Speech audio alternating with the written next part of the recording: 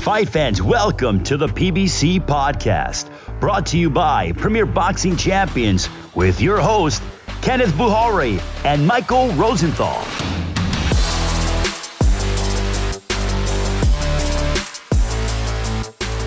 Welcome everyone to the PBC podcast.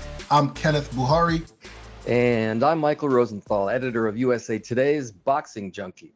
Thanks as always for joining us this week. Hope you guys had a wonderful Labor Day weekend. I definitely did, Mike. Got the grill working, not to mention some great boxing on Sunday. How was your weekend? Busy. Had fight Saturday, had fought the big one on Sunday.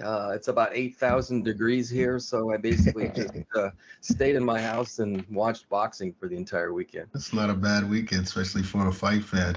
And not a bad show that we've got for you guys. Undefeated, unified 122-pound champion Stephen Cool Boy Fulton will join us.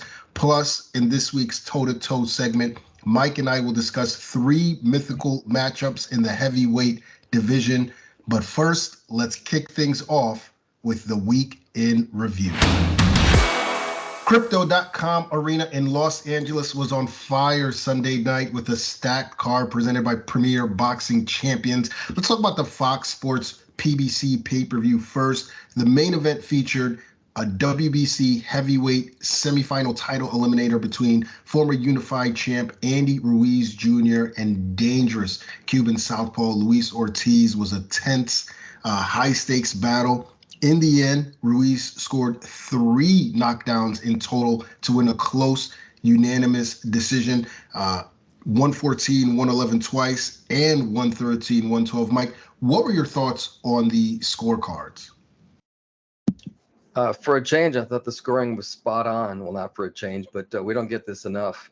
You mentioned what the scoring was. 14-11, if you factor in the 3 knockdowns, was 6 rounds apiece. And the 13-12 means that the third judge gave Ortiz 7 of the 12 rounds. I also had it 114, 111 for Ruiz, 6 rounds to 6, but the knockdowns made the difference. Neither guy was particularly busy. They combined to land only 154 punches over 12 rounds. But I thought Ortiz outworked Ruiz overall, which is how he was able to win rounds. Had he been able to stay on his feet, we might have seen a different result. But I thought the scoring was spot on. Yeah. What do you think overall of Ortiz's performance? Ortiz performed about as well as he could. The knockdowns aside for just a second, he outpunched Ruiz 428 to 287 according to CompuBox. That's saying something given his age. He's 43 years old, and it wasn't just jabs. Ortiz landed his share of power shots too, which got Ruiz's attention more than once in the fight. All that is how he was able to be competitive. And the knockdowns were what they were. 2 of the knockdowns were the result of hard punches that probably would have hurt anyone. That said, I still think Ortiz has lost some of his punch resistance. That happens sometimes with older fighters, and it might have cost him a victory in this case. Overall, though, I thought Ortiz gave a pretty solid performance. Yeah, he's just so formidable. You're right. His legs didn't appear as spry, but everything else was sort of elite. I mean, he's just a scary, scary guy to face. What were your thoughts on Ruiz's performance? I describe it this way: uninspiring but effective. I think the strategy was pretty sure the strategy was to box, wait for Ortiz to commit himself, and then counter with his quick, hard combinations, which he obviously can do.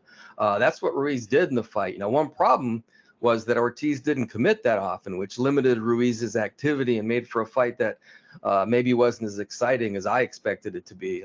Another problem for Ruiz, I think he had problems with Ortiz's southpaw stance. He had never faced a left-hander as a professional, and reportedly he had trouble with sparring southpaws early in camp. I think that carried over to the fight to some degree against Ortiz, who's a particularly clever, experienced southpaw to boot.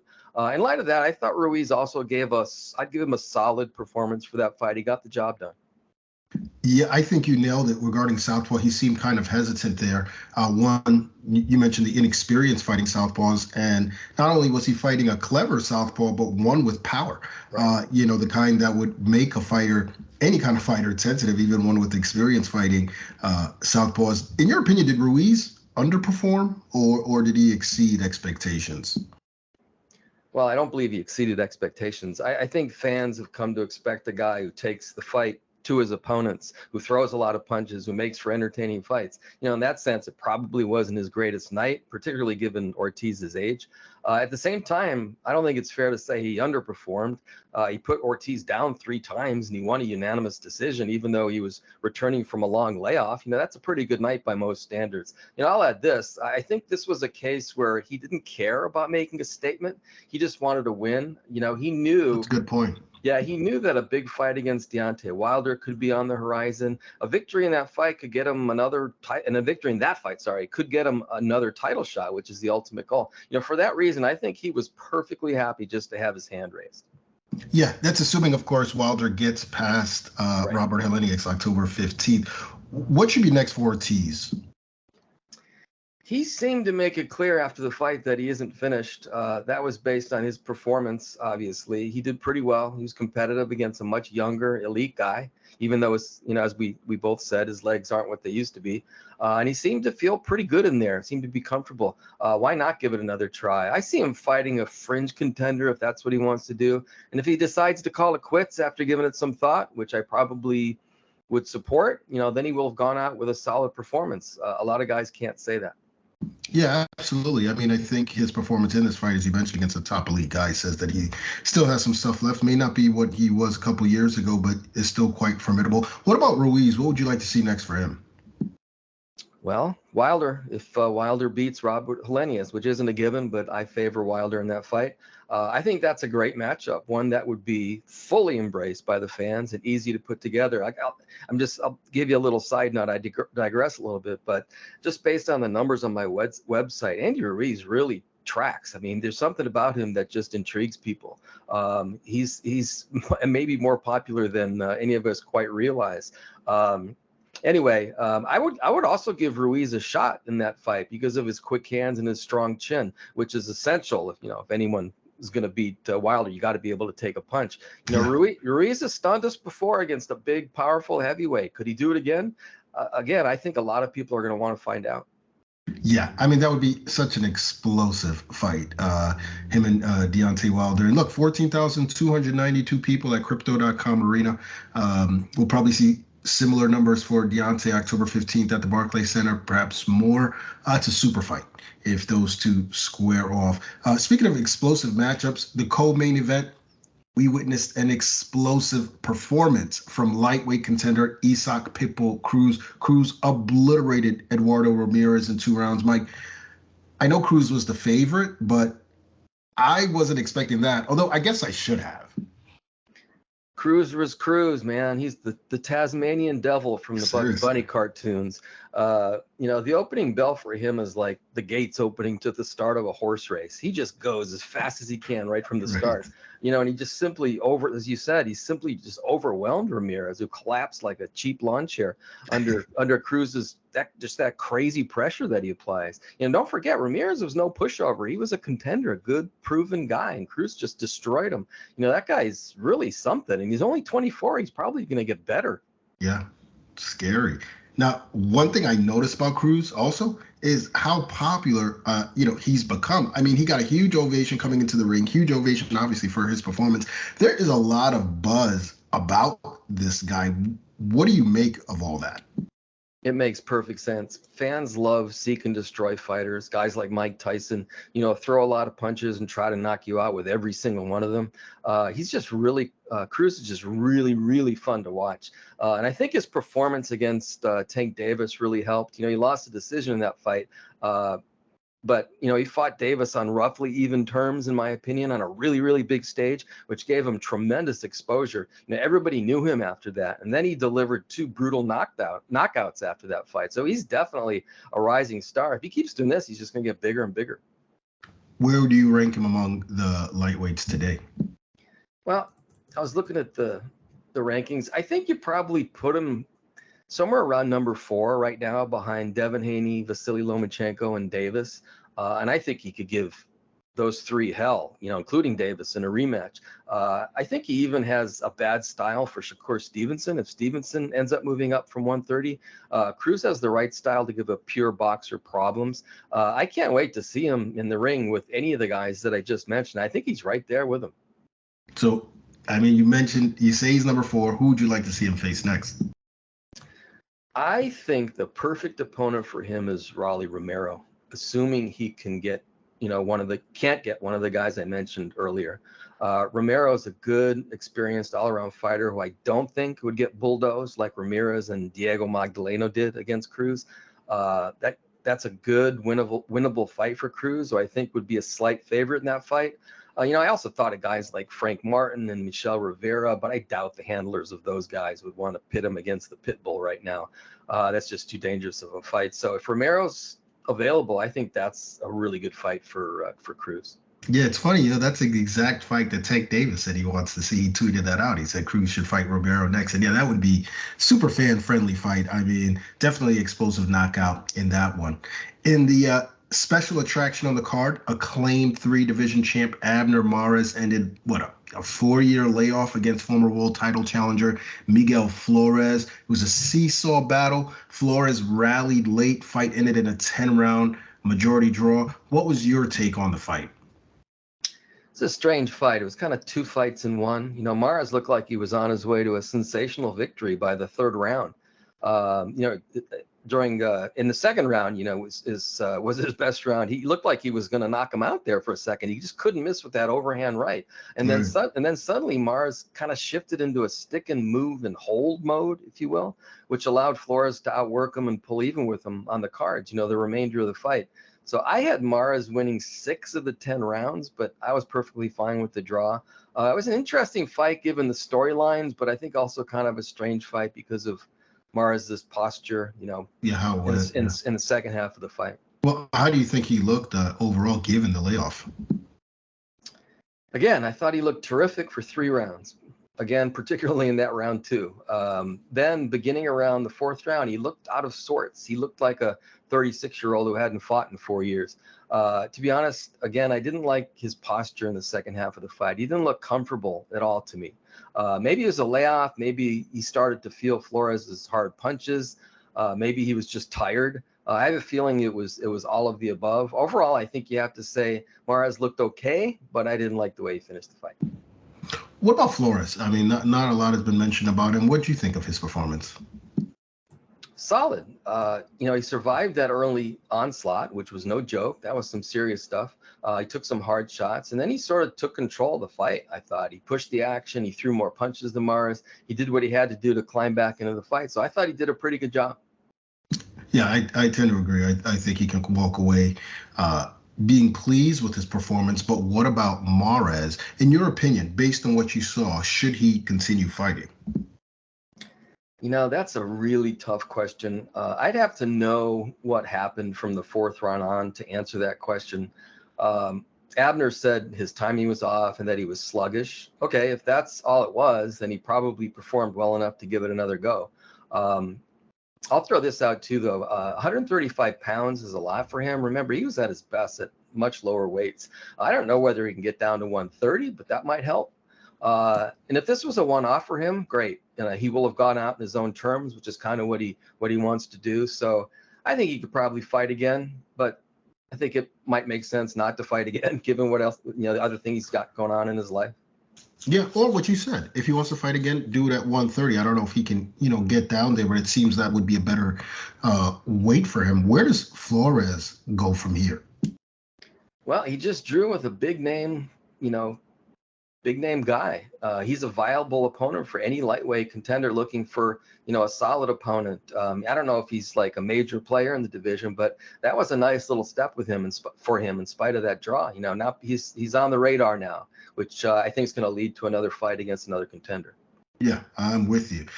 The pay-per-view opener itself made the card worth every penny. We got everything you could ask for in a fight. Rising lightweight star Jose Rayo Valenzuela took on late substitute Edwin De Los Santos. By the way, shout out to Broadway Joel and his YouTube channel, Boxing Talk with Broadway Joel. The man told me that De Los Santos was the next Dominican boxer to make waves this year.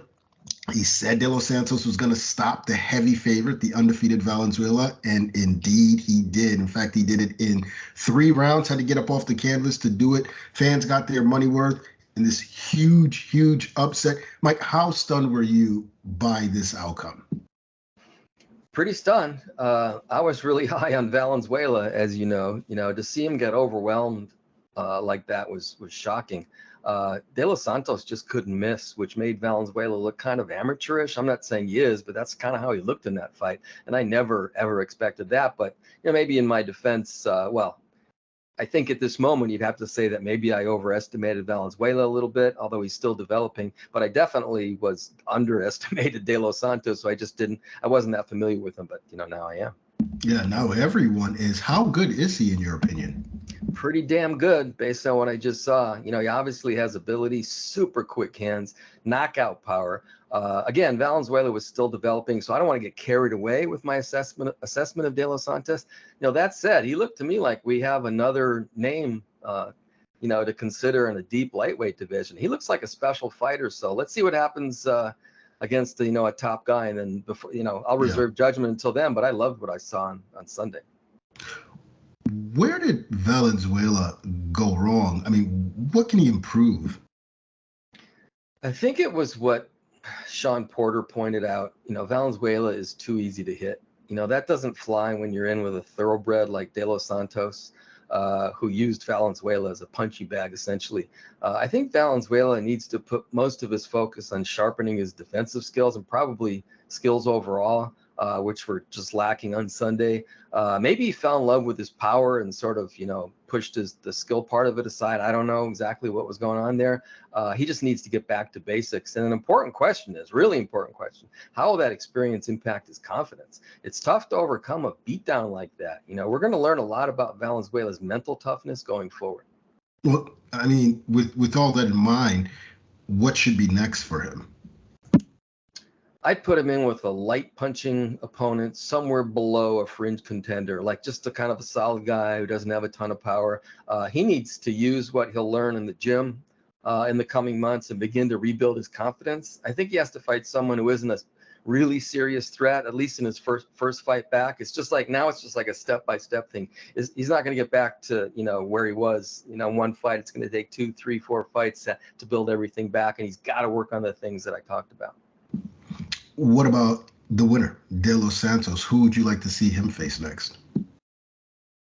He called out Tank Davis, which I don't think will happen, but I think he's right to think he's a player now in the division. His problem might be that he represents too much risk for too little gain, which might not make him an attractive opponent for some guys. In other words, we know he's really good, and he's still not a real big figure, although he took a nice step in that regard. So do you want to fight take the risk and fight a guy like that? For what return?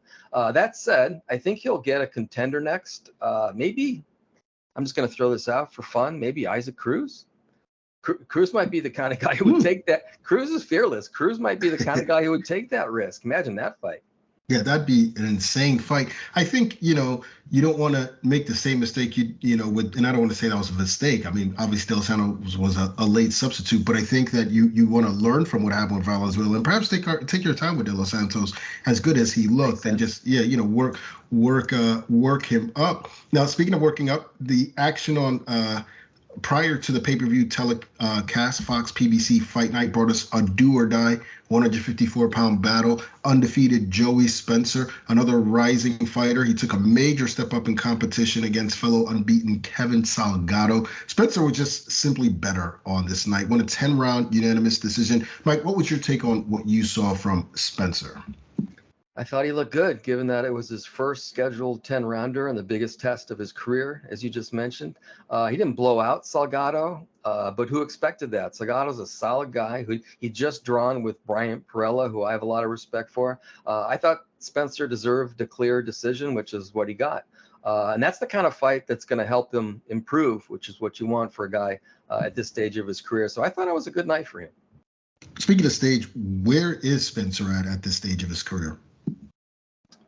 Still in the developing stages, which is why he just took part in his first scheduled 10-rounder. Scheduled 10-rounder. I think he has the talent.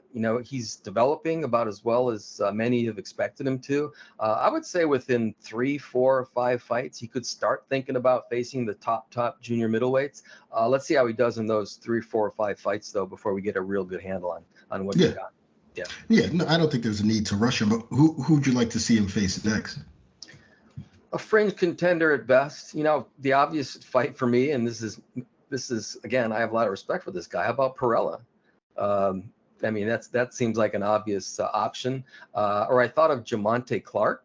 Spencer could probably handle those guys, although both would test him, which is, I think, that's what you need at this point in a developing fighter's career. I love all of those fights. I think Spencer at this stage, 154 is a pretty deep division. I know he's talking about Lubin and some of the top guys. I'd like to see him. Yeah, continue to take his time and work his way up. Sky's the limit for the kid. Now, action on FS1 prior to the Fox card saw undefeated 122-pound contender Ruiz the Beast Ali just wash Mike Plania, won a wide 10-round unanimous decision. Mike, that was one hell of a performance by Ali. Yeah, I thought he looked terrific. He put down and shut out a decent opponent in Plania, which says something about Aleem's boxing ability. He just outclassed him, I thought. I've always thought that the guy had skills, and he showed us that again. Now, he called out Stephen Fulton after the fight. That's probably premature, but it's a sign that he's thinking big, and he probably should think big. Yeah, absolutely. But where would you rank him in the 122-pound division? I think he's among the better guys. He's ranked by all 4 major sanctioning bodies in the top 8 in 2 of them. Obviously Fulton is the man right now. Muradjan Akhmedaliev holds 2 titles. And I respect guys like Daniel Roman and Azat Hovhannisyan, Zolani Tete, Luis Neri. I think Aleem is with that second group and talented enough to compete with anyone probably. His time seems to be near. So let's see what happens with him. Yeah, I think he's closing in on a world title shot. Well, we know, who the king of the 122-pound division is. In fact, he's joining us right now. The man has been simply brilliant in nearly all of his fights. A pound for pounder and the unified WBC, WBO World 122-pound champion, the undefeated Stephen Cool Boy Fulton. Stephen, first things first, how are you, your family, friends? How's everyone doing? I'm fine. Everyone's fine. Thanks for asking. That's good to hear, man. We saw you, working the streaming and YouTube broadcasting for Showtime with Jaron Ennis. What was that experience like? It was a great experience, but I also feel like I let everything come natural to me. So I enjoyed it. So it was a wonderful experience overall. Is that something you'd like to do more of, maybe when your career is over?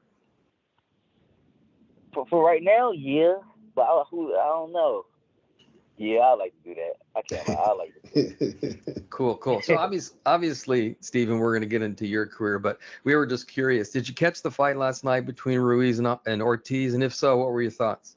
I caught a couple of it, like rounds of it. I didn't watch the full thing, but I think it was a good fight overall. Andy Ruiz, he's fast. He let them combinations go. Yeah. I like Andy Ruiz, but I still got to take my hat off and give respect to King Kong as well.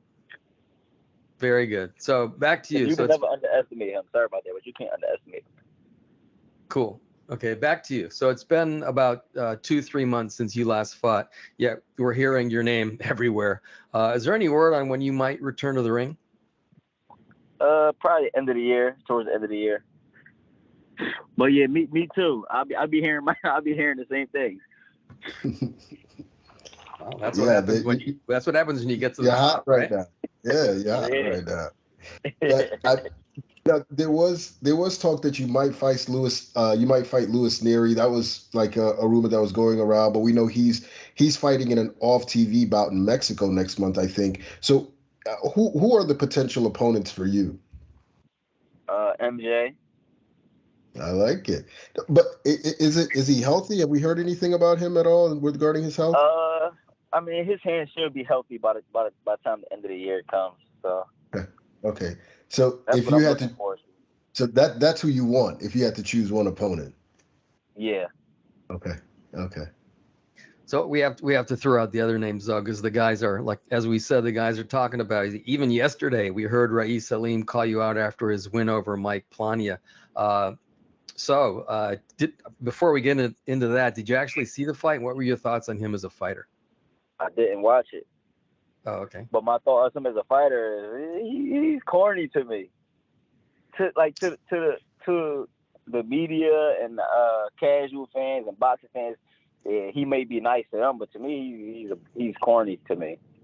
You mean corny outside the ring, or corny when you watch him like fight? Like Both. Both. So you're not as impressed? No, hell no. He called you easy to hit. Yeah. Mm. He called you scared. Yeah, that's why he keep coming up with I'm scared. He's using tactics. Yeah. He sounds desperate to get a fight. When have you ever heard me about me being scared of somebody? I done fought damn near the whole top 5 division in my weight class. He had yet to fight somebody to have a name. Right. Yeah, he's just trying to provoke you, right? I guess that's what guys do. My point is that his first fight was on that Showtime card that I seen, where he fought the guy that came in within a couple days or so. That was his first fight, and everybody was calling him nice. I'm like, who the fuck is the guy is he fighting? It'd be nobody he's fighting. Nobody with the record be crashed. It's like, man, for you to call me scared is like a far reach. That's why he wants you. You're a big name. That's his. Exactly. That's so his just fight. say that. Just say let's make the fight happen. Like, what's up? But when you start calling me scared and everything, it's like, all right, now you sound a little too desperate. Now, another fighter that a lot of people want to see you in the ring with, obviously, is Naoya Inoue. Do you think that's a realistic fight for you in 2023, maybe? Yeah, if they hurry up. If I get this MJ fight. All right. Then you're looking. You'll stick around for that. Well, for what? Inoue? Yeah. It depends on how long that would take. Because I'm growing, man. I just turned 28. I'm already walking around 45 or more. So it's like my body ain't gonna be able to keep getting down and wait. You feel me? So it's like that's what I'm trying to do now. Is wait my option. That's why I'm not so quick to fight somebody that's not gonna bring anything to me, like Ruiz Salim or Louis Neri. What am I getting out of fighting them right now at the point that I am in my career when I'm in talks with Undisputed and Inoue? You can't compare them talks, Undisputed and Inoue, to Ruiz Salim and Louis Neri. What the fuck am I getting out of them two? Nothing. Gotcha. So that's why I'm saying, like, them to say scared, just that they're no. If they was in my shoes, they wouldn't be so quick to fight somebody that ain't got nothing to offer for them. You feel me? Yeah. So, like, that's how I look at it. It seems, Inoue obviously has a lot of respect. It seems like you consider him pretty high level too. What do you think of his ability? Oh, his ability, he's great. He's athletic, but like he said, he's never been there with a black fighter yet. He's never even sparred a black fighter. So that can be tricky for him. Like when you got somebody in front of you, punching you, hitting you with different type of jabs and angles that these other fighters can't do. You get what I'm saying? Right. So like, it'll be difficult for him, but I definitely like that, and it definitely be challenging for me as well. I'd like to see that. But it wouldn't be difficult for me. It'd just be challenging. Got it. I like it. Back to Akhmadaliev for a second. So you mentioned he might be the guy. So what challenges does Akhmadaliev present for you? I don't be wanting to sound cocky, but I don't think he's ready for me yet. He's like 10, 11 fights, man. Professional. Amateurs and professionals is different, so I don't give a fuck about the amateur pedigree background. You get what I'm saying? Like, we don't talk about that. Once you hit that pro record, that pro level, after you get past them 10 fights, that amateur stuff go out the window. I don't really care about the amateurs at that point. So right now he's fresh, and I'm pretty sure his team, because we could have been made this happen, but I'm pretty sure his team know that they needed to get some more fights under their belt to gain some more pro experience. I feel like he won't pose such a threat to me. I feel like he probably have a little power, but everybody got power, and especially these guys that I'm facing now. They all will have some power to them. So that'll be the only thing is to see where his power at, and other than that, I can outbox him, I can bang him, I can do whatever.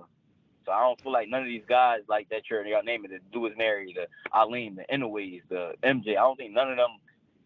Well, I know they don't have a chance at beating me. Got it. So speaking generally, you've shown a pretty wide range of versatility in your last few fights. Against Angelo Leo, it was a war. Against Danny Roman, you outboxed him. You did a little of both against Brandon Figueroa. Is there any part of your game you think that we haven't seen yet? Yep. The slick side of the standing right there and letting them shots go over the shoulders, roll and catch and letting them back fly. Standing right there, then walk to and do the same thing. Keep it slick. That's the part about being slick, when you can do that in the inside, not have to, box and move all the time. They didn't see that side of me yet. I feel like you started doing a little bit of that late against Roman, though. I felt like if it was a 15-round fight, yeah, you were going to put it on him a little bit. It looked like to me. Watching it, I was like, okay, it was kind of like you outboxed him at the beginning, but then you turned the heat up in the kitchen a little bit on him late. Yeah. Now, with all of this, we discussed all of these opponents and everything.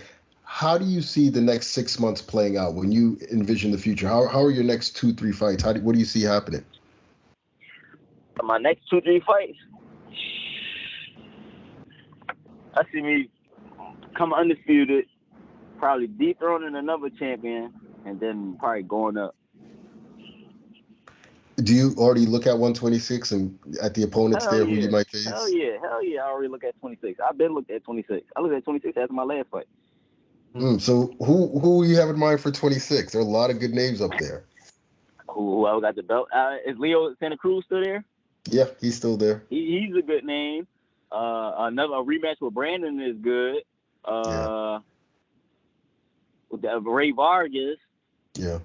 Or how do the Mexicans pronounce it? Ray Vargas. How do they pronounce it? You got it. Yeah. Him. There's a lot of good names. That's what I'm saying. Yeah. I do want to ask one more question real quick before you go, because I know you're pretty active on social media, and you kind of see the reactions people have when you see what, like, after MJ, folks were like, oh, he might be dangerous for Fulton, or they look at Aleem last night, they're like, oh, we want to see him against Fulton. What's your reaction when you see the people tweeting stuff like that? If you want me, do you really want me to be honest? Yes. And you gonna put this in the two, right? Probably. You got to. You're gonna like it. I ain't gonna say disrespectful stuff. All right. Honestly, what do I feel about people like when I see all these articles and tweets and us and things like that? I honestly say, damn. I sit back, I say, damn, I got a lot of money in the bank already. I got a lot of money in the bank. That's how I look at that. I look at that like new money to come. So I look forward to it. I say, damn, that is money that I'm securing that money, but I haven't touched it yet. That's it. Right. That's how I look at it in a good way. I look at it like, damn, that's good. I'm in these talks. Then I'm like, that in the way, that Japanese crowd, I said, damn, that's good for me. That's a big ass fight. I said, I like that. But then I look at him like, damn, the money side of it gonna be good too. Yeah. So I'm like, damn, that's money in the bank for me. It's money in the bank for me. Makes sense. Yeah, it's almost like, do you feel like there's a lot of times the lower divisions don't get talked about a lot, but I feel like you and this era, there's been a resurrection, where we're seeing the lower weight divisions now getting talked about a lot. Like Mike said earlier, you haven't fought in a couple of months, but I feel like I see your name every day. Exactly, and that's what I'm starting to see. So I'm actually proud of myself. I be having to sit back and really take all of this in at times. But right now, once I seen me being in the Japanese magazine and all that, I took a step back to myself and said, damn, I like this.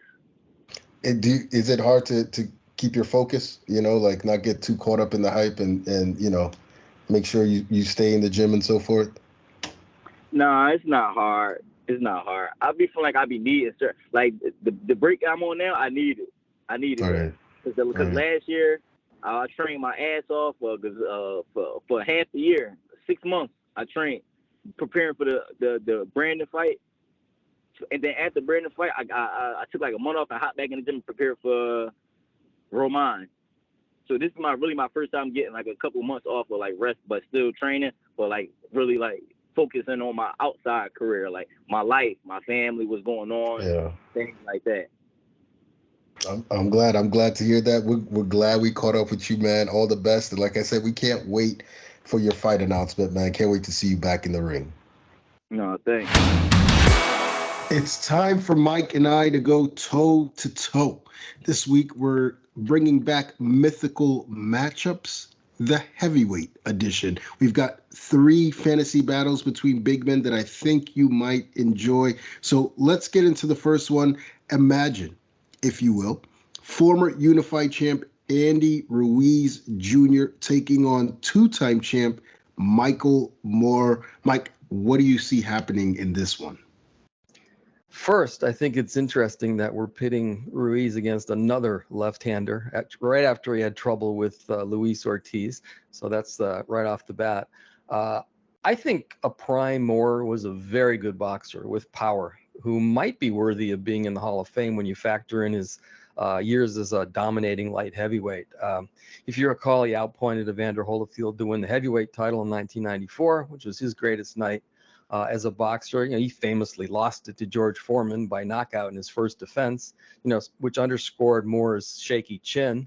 But he'd been winning that fight pretty handily until the stoppage. I think Moore would have given Ruiz problems, especially because of his southpaw stance. I would have given Ruiz a chance against Michael Moore because of his quick hands and his power, which could create some hairy moments for Moore. We saw enough of those. Ruiz could have hurt him or even knocked Moore out if he landed just the right punch. I just don't think he would have been able to do it, though. I think a prime motivated Moore, and it's key to say motivated because he was up and down depending on how focused he was. I think a good version of Moore would have outboxed Andy Ruiz and he would have won a close decision. Oh, that's interesting. I like it. I think that a motivated Andy Ruiz would beat a motivated Michael Moore. And let me break down why. You take a look at Moore's reign as champion. He had 2 reigns as champion. Not too many top wins over them. Certainly, Ruiz didn't have as long a reign as Moore did. And look, Ruiz did struggle, as you mentioned, with the southpaw in Ruiz-Ortiz. However, Moore wasn't as big as Ortiz, nor was he anywhere near as powerful. In fact, I didn't think he was that hard hitting at heavyweight. He did possess faster hands, but I'm not convinced that he was quicker than Ruiz, who was surprisingly quick given his 270-pound frame. Look, despite the difference between Moore and Ortiz, comparing southpaws, I think we see a similar outcome here. Moore has a lot of moments where he's the better boxer, but also tasting the canvas at least a couple times. I think that's going to be the difference here. Moore was chinny. Ruiz is quick enough, powerful enough to land those shots and drop them. I like Ruiz by close decision. Yeah, interesting. That would have been a good fight. I actually was remiss not to mention the fact that Moore had won the WBO title before he faced Holyfield. So, yeah, he had quite a career at light heavyweight and then at heavyweight. So, yeah, would have been a great fight. Yeah, definitely. He was a special fighter. Let's move on to our second one here, which is 2 former undisputed cruiserweight champions. One is the current undefeated WBA, IBF, and WBO champion Alexander Usyk. The other, a 4-time heavyweight champion, Evander the Real Deal Holyfield. Mike, who wins? Well, this is like the ultimate mythical matchup, I think, at the moment because of what's happening with Usyk. As you mentioned, these guys have a lot in common. They were both Olympians, both cruiserweight champions, both small but capable heavyweights with victories over much bigger guys. I have a ton of respect for Usyk, as does pretty much everyone else who understands what he's accomplished. His victories over Anthony Joshua. He's just a master boxer and an absolute warrior, as he demonstrated in his championship rounds. In his second fight with Joshua. But he's not Evander Holyfield. Usyk might be a somewhat better boxer than Holyfield was, but Holyfield was also had elite had an elite skill set. He fought with like off the charts ferocity, and I think he had more punching power than Usyk does. Usyk might have given him some trouble with his boxing ability in the first half of the fight, but Holyfield would have just kept coming and coming and coming and coming, even against all odds. That's how he was able to beat, a giant like Riddick Bowe, and other big guys, and Mike Tyson in their first fight. In the end, against Usyk, he would have taken control of the fight by the middle rounds, gradually worn Usyk down, and won by either a late knockout or a clear decision. Yeah, I'm with you. I have to go with Evander Holyfield, who, look, quite frankly, he's just one of the greatest fighters ever. I mean, I rank him extremely high. From a pound-for-pound sense, he was damn near impossible to beat. I mean, he was fighting guys like Usyk. He was fighting guys significantly bigger than him, and that's what hindered him at heavyweight, and he still won the world title 4 times. I mean, he had everything but size. He had everything Usyk has. It's a lot of the stuff he's just simply better. His boxing IQ is off the charts. He showed it against a higher level of opposition than Usyk's opposition. His hand speed was excellent. He had sublime footwork for a big man. He could fight and slug in close quarters. He could box and move on the outside. He could swarm you. He possessed sneaky power. He threw beautiful combinations. He had a granite chin. He had unbelievable heart.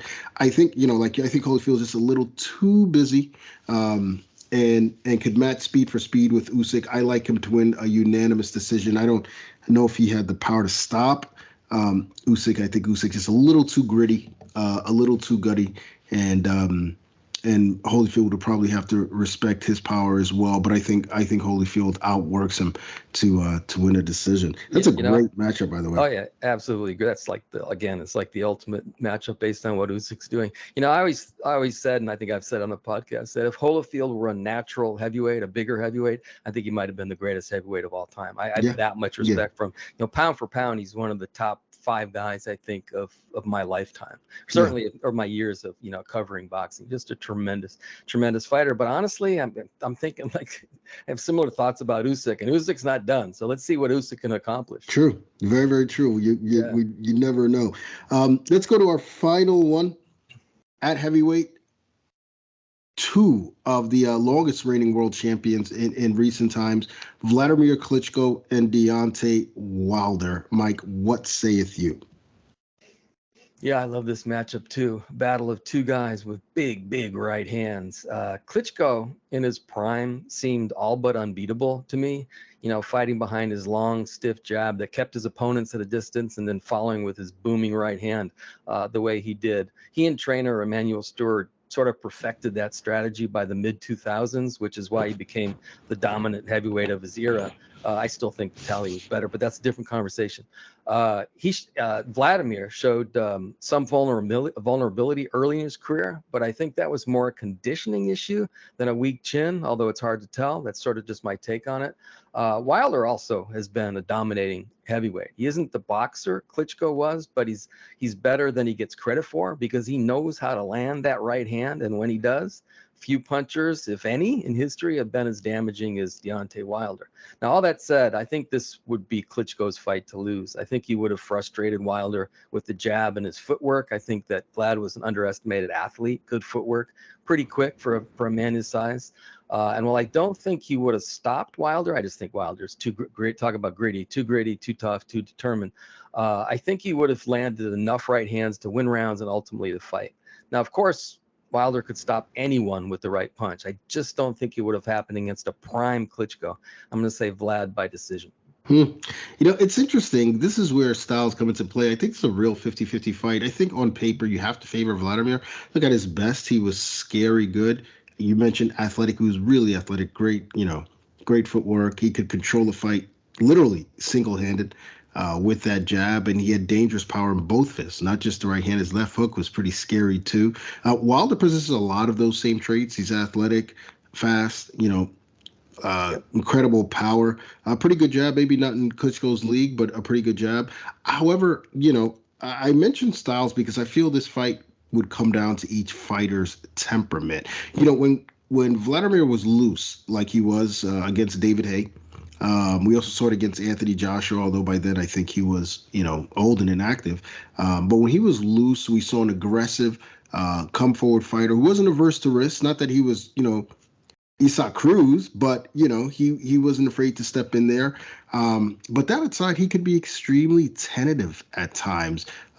Wilder, on the other hand, is a playmaker. He's the type who isn't afraid to thread the needle and take his shot. And I feel that would serve him well in a fight like this. It's an interesting style matchup where if Klitschko takes the fight to Deontay behind the jab, he creates a path to victory.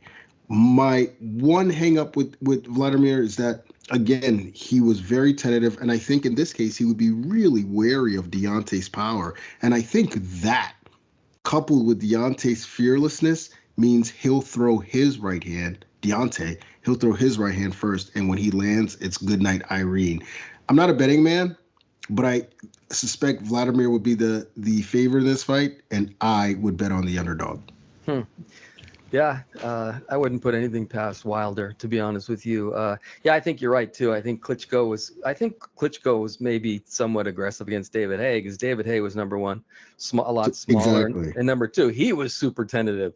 I think he was just freaked out against Klitschko. He was like out of his element in that fight, which is kind of how he fought. But Klitschko wasn't. I got to be careful how I say this. I mean, he wasn't by nature like a warrior. He was a boxer. Yeah, I'll never forget. Yeah. He was fighting Eddie Chambers, and he was just schooling him, right? He was winning the fight easily. But Emmanuel Stewart wanted him to knock him out for marketing purposes. Like we were talking about this earlier.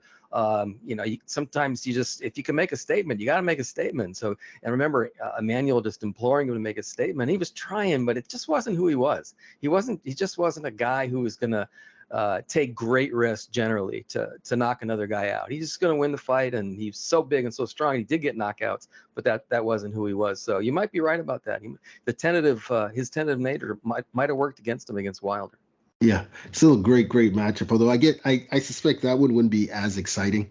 I would expect back and forth. But yeah, heavyweight fights in general, except for one or two explosions, usually they can be. A lot of Vlad. Well, yeah, definitely. Let's give Wilder some props here. A lot of Vladimir's fights weren't that great. Yeah, because of his style. But every fight that Wilder in is great. So yeah, he definitely has that over Klitschko. He has that over almost anybody else. Yeah, definitely one of the most exciting fighters in the sport. Can't wait to see him back on October 15th, and of course, can't wait to be back on this show next week. We want to thank you guys for tuning in. We want to thank Stephen Fulton for stopping by. And of course, be sure to check us out next week for more boxing talk, more interviews right here on the PBC podcast.